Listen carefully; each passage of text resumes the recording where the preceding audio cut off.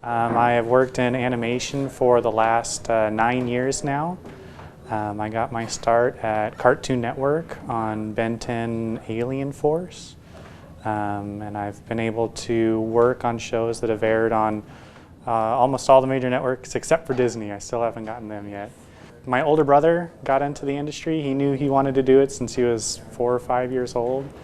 But it wasn't until I was 22 that my brother took me to the Comic-Con in San Diego, and I walked away wanting to become an artist. So my brother helped me out, and I got a desk job at Cartoon Network to start. And as the crew fell behind schedule, I went to them, said I was interested in learning, if they were willing to teach me, and I spent the next 3.5 years going in early and staying late until I got good enough to make it professionally.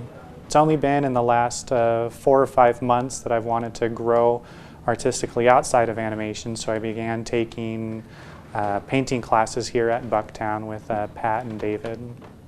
I'm one of the artists that really has to find the line that I want. I can't just sit down and draw the pretty picture that I want. I really have to work at it, and so I always start my sketches as a rough.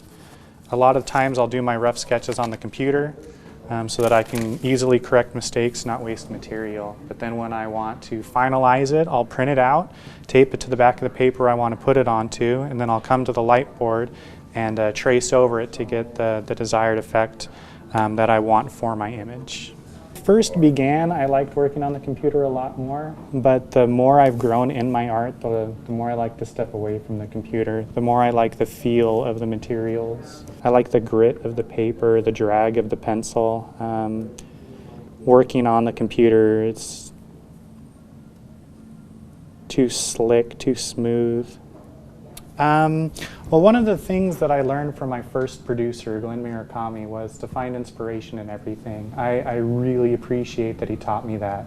You know, the world of art isn't about drawing, it's about experiencing life. So the more you're able to go out and experience, the more it adds to you being an artist. So listening to new music, trying new foods, reading new books, whatever it is, you know, volunteering at the hospital or food shelters, you know, anything you can do to experience life is going to add to who you are as an artist.